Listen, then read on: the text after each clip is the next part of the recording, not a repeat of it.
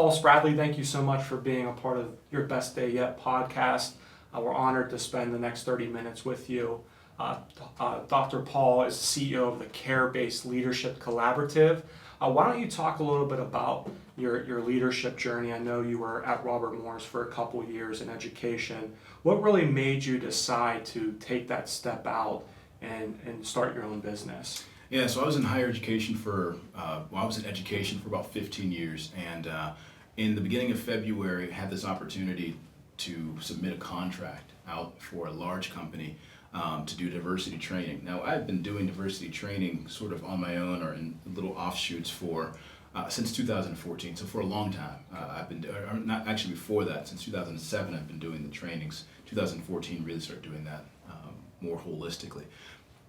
Had this giant opportunity. So I had two motivators sort of collide at the same time. One, there's this giant opportunity that would pay, it was a large contract. But then two,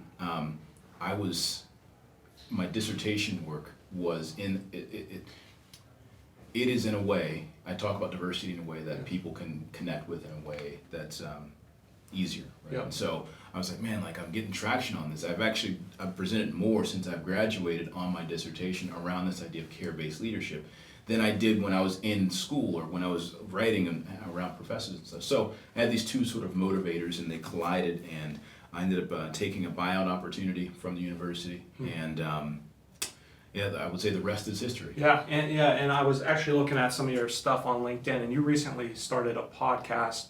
What was the reason behind that? So I have always wanted to do a talk show. I remember when I was younger, I would say, I would imitate David Letterman. Yeah. David Letterman! And I would do my coat like this, you know.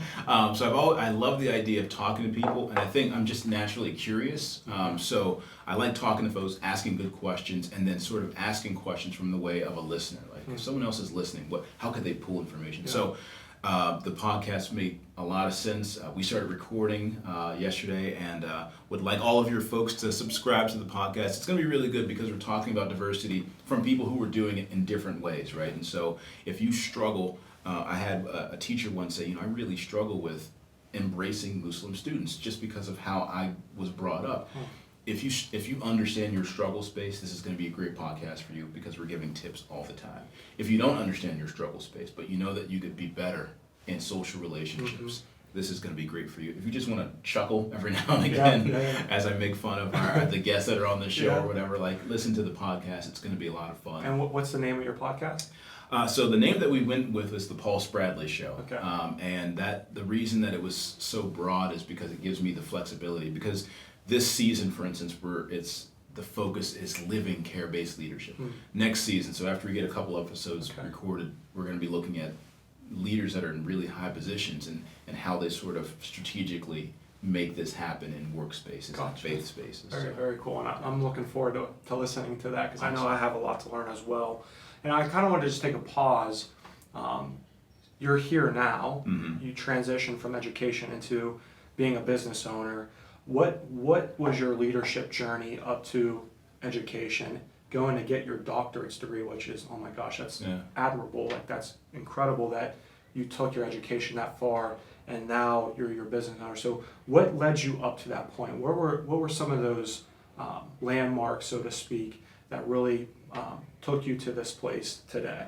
Yeah, so when I was a kid growing up in church, my parents pushed me in front of the church congregation to recite memory verses, right? And so, if you had a fear of speaking in front of people, they threw me into the swimming pool, right? And so, I would get up and try to recite a verse, and I would mess up, and the little old lady in the front would say, "That's okay, baby, you just take your time." I'm like, you know what? I will take my time. Thanks for the support. But that really started my leadership, right? Because I at that point, I knew that it was okay for me to fail. And so I began taking risk in other spaces. I was like, all right, second grade, there's a book writing competition. I've got nothing to lose. So I'm just going to put my best book out there. And it ended up winning. It was the #1 book in the school. And then I went to this conference in the city. And so I would say that early on, being encouraged to do things like that was sort of stage 1 of my leadership. Yeah. Stage 2 was then walking in that leadership, right? So I began in middle school and high school, when there would be a conversation, I was always looking at like, well, they're arguing, but there's actually a piece that they connect on, and we could redirect this conversation if they just saw that, but they oftentimes, people can't because they're arguing. They're so focused and they're defending themselves. Yeah. So I started doing that in middle school and high school, where I would be taking what people were saying and then summarize it so that the other person could hear it and talk about where they were meeting in the middle. And then just trying different things, but really where things skyrocketed for me was my first mentor, Dr. Rex Crowley. He was the one who saw more in me than I saw in myself. Yeah. And it's like he physically put me on his shoulders so that I could see this thing that he saw for me, right? He would tell me, he told me in 2008, he was like, you're gonna get a doctorate degree. And I was like, all right, well, probably not because I'm really busy. Yeah. And he said, no, you're gonna get it. I believe in you. He believed in me so much that I started walking in that belief, right? Like I remember he was with me when I transitioned from a student to an employee at Robert Morris University. And things were going really well for me from a work perspective. And I had the opportunity to present to the board of trustees.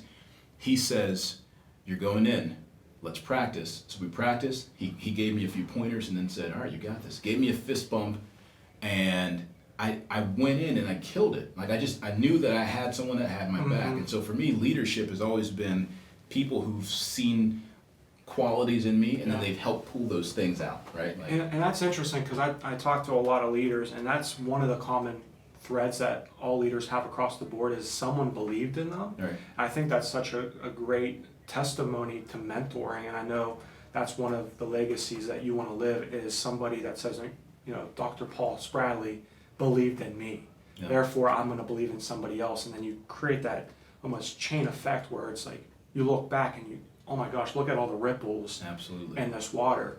And for some people I know, you know, we have high school students listening to this podcast, we have college students listening to this podcast, and there's a common theme even after you graduate college where there's transition in your life. And I think the last 4 months have been that transition for you, and that can be a scary thing. So what were some of the things that you had to deal with in transition? Because I was just on a phone call yesterday with a young lady who's scared to lose her job and she's thinking about transition. How was that taking of the next step, so to speak? What were some of the pillars that you had to instill in yourself to make that leap of faith? Right, so I'm going to answer that in a couple ways. First, and that's a great question because that transition is the reason that people won't take that jump into owning their own business. It's scary. I went from having a full-time job to not. And that big contract that I left the university for ended up falling through. Like they ended up, the vice president wanted to bring a sorority sister in, even though her team unanimously, like they voted for us 3 times unanimously. Said, no, go with this group. No, go with the Spradley. And she wanted this person to go. And so we didn't get this giant contract that lured me out. So now I've left and I've got kids and we've got bills.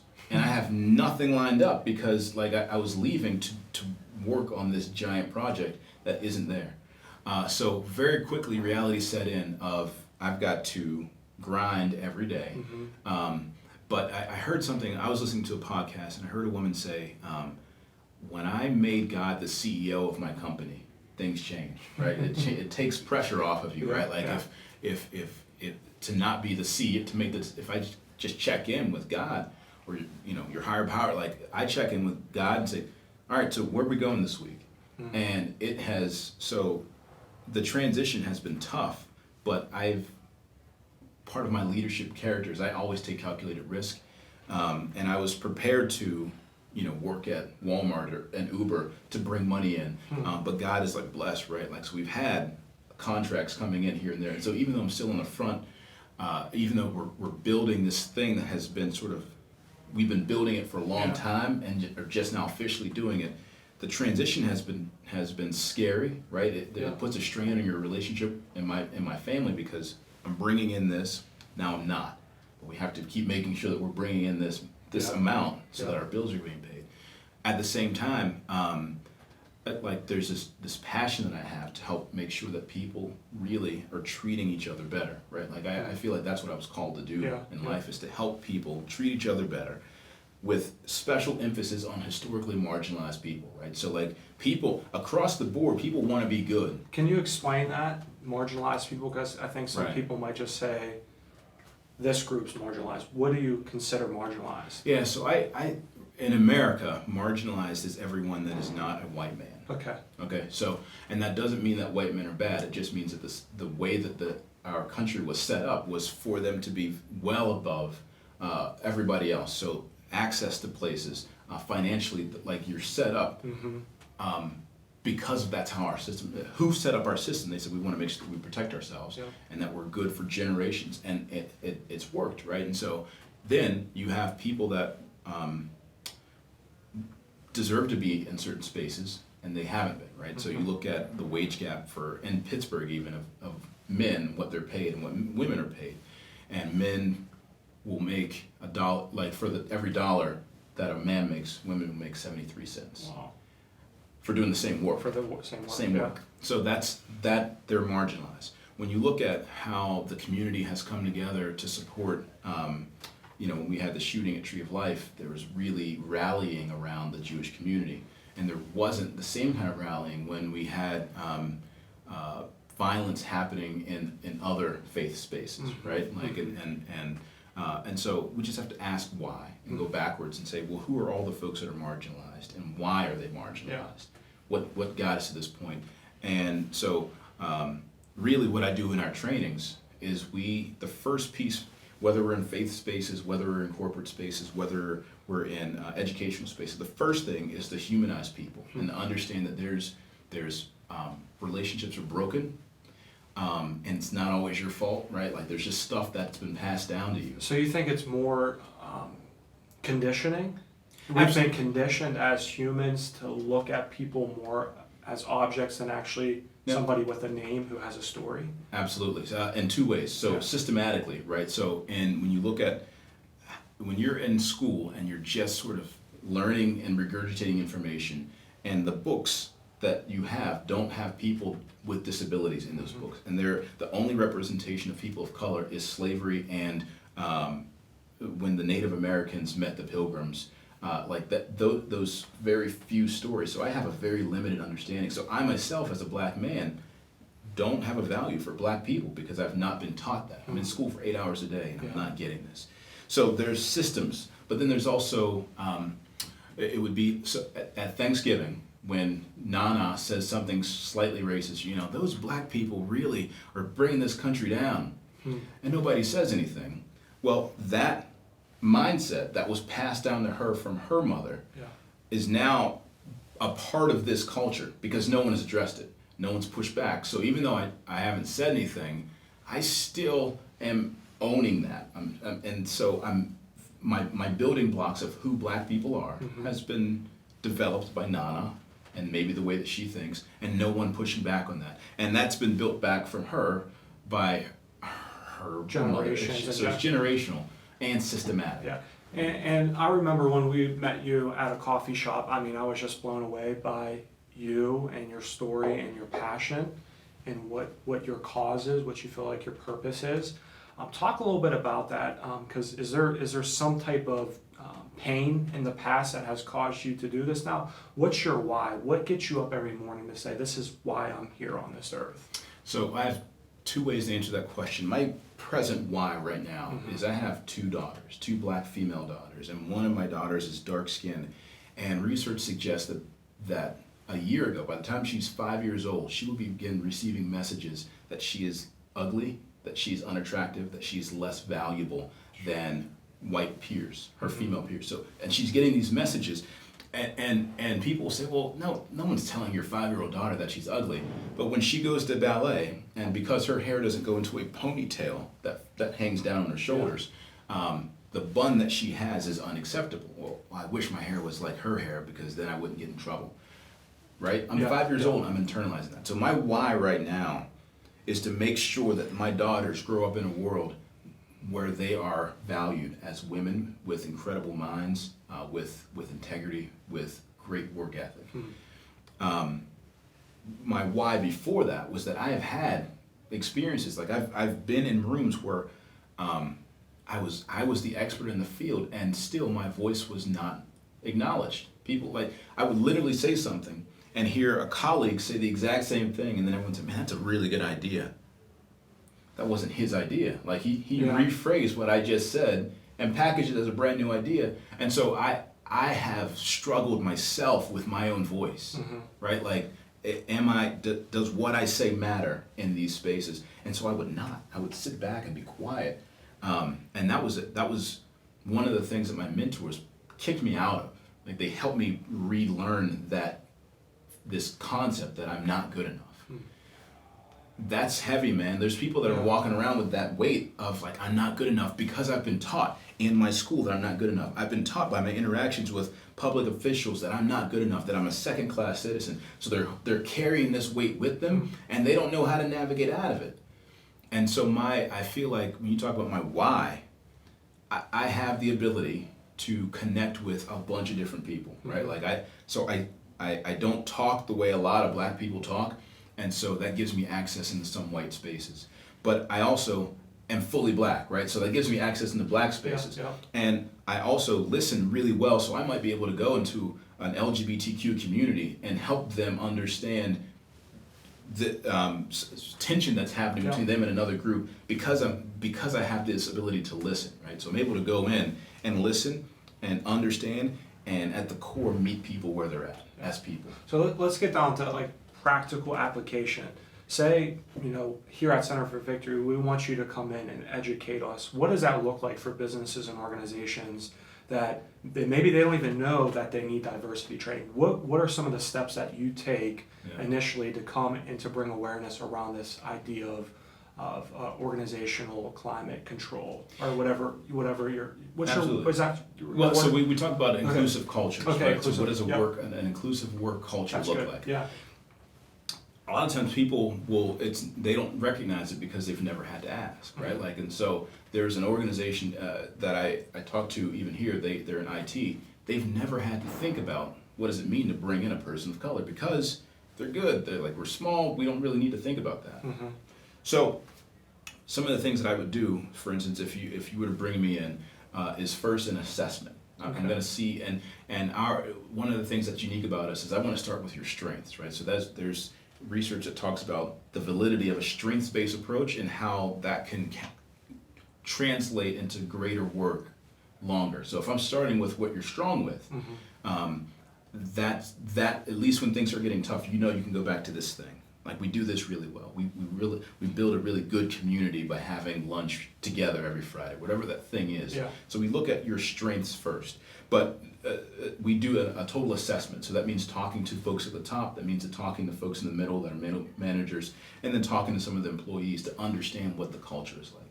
In some cases, so when I'm working with school spaces, I'll also talk with parents and in the community. What's your perception of this organization? Are they meeting the needs of the community? That's a more diverse community. So first, thing number one is an assessment. Yeah. Thing number two is an action plan. It's a pretty systematic, comprehensive action plan that you can then add to your strategic plan. So every organization should have a strategic plan. What we do is we build out a diversity business plan, a diversity strategic plan that just fits into your strategic plan, so that as you're making decisions, who are we going to hire? You're thinking about it differently. Yeah. When you're thinking about what does this culture feel like, you're thinking about it differently. So thing number one is an assessment. Thing number two is a report. Thing number three is helping you live out that report. And so oftentimes that starts with the training. That training will always look the same. Even so, some folks will say, we want you to come in for the next 2 years. Some folks say, we only have the budget for you to come in this one time. That first training is going to be the idea of, you all have some strengths here. There are some things that can be better, and here's how we can start to do that. But let's understand it from this care-based perspective, meaning let's think about you as the people that are involved first. Yeah. Let's just get back to this simple idea of loving people, of caring for that person, asking the person over in IT how their day was, and actually staying to listen. Like, I genuinely good. Know. My day's good. Good. Move on. Right? No, for real. People do that. Yeah. They'll say, "Hey, you doing all right?" Good. They just keep going. Yeah, it's almost like it's a polite thing to do, but they really don't care. They don't really care. Yeah. So what does it look like for me to pause and actually get to know you as a colleague, right? Because we know that there's silos and workspaces that create a culture that you could be improving the productivity of your employees by creating an environment where folks work together, where they know each other's names, right? Yeah. Increasing your revenue. You could be saving the company money by not having to deal with a lawsuit, right? A discrimination lawsuit. Yeah. There's millions of dollars that's used every year for discrimination lawsuits by companies who are well-meaning but never thought to care about how they're treating people in their organization.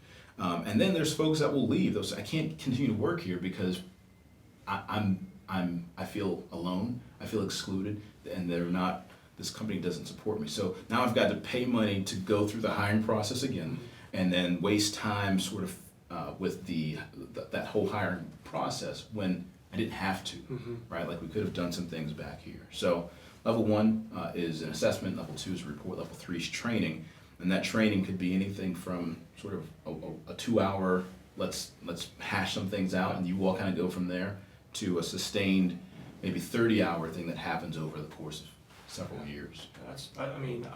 Honestly, I've never even thought about that, and just talking to you last time and this time, it's really enlightening because, I'm like, I grew up in an environment where I saw white, black, light skin, and that's just who they were. And, talking to you, I've asked you some questions in the past, and it's just like, well, what if I don't even have that self-awareness and I say something, is that racist? Right. And I saw somebody post something similar to that question on your LinkedIn. What do you say to that if Right. a company said, well, I didn't mean to come across racist? Like, how do you respond to that? Yeah, so the way I would respond is, and you could say this jokingly, if a woman that was pregnant said, I'm not gonna tell my mom, am I still pregnant? Well, yes, you're still pregnant, right? Like, and that's still a process that you will have to work through. In the case of racism, like, I might not have meant it, but it still was racist. That does not mean you are a bad person. That means that this thing happened. So one of my core beliefs is you don't throw people away, right? And so you can throw the action away, and we might have to work on this action, but you don't throw people away. The fact that you did not know it, okay, you didn't know, and now you do know. And so if you did it again, if I slapped you in the face today and you said, I don't like it when you slap me in the face, thanks for telling me. And I come back tomorrow and I hit you in the chin, so it's not a slap, but I pop you in the chin, and you say, I don't like that either. And you're like, man, you're taking away all my fun. Like, I used to like hitting you in the face. You're telling me how I'm learning. Yeah. But there's a lot of learning that I have to do because that's how I grew up. I grew up just hitting people. That's what my framework was. And in order for me to grow, like, I have to be open to this idea that I am contributing to broken relationships. You don't want to be treated. You don't want to be slapped in the face. So I've got to take that on me. And if I come back the next day and do that again, then I'm wrong. Now, because I know now, right? Like, I know how you want to be treated, but I'm choosing to treat you that way anyway. So if a company said, we're not meaning to hurt people's feelings, and I'll say, I get that. That's your starting point. So let's build on that, right? What is it? Relationships are a practice, right? Like, it's like medicine, where you will never ever reach a pinnacle of diversity and inclusion ever, because you're always learning.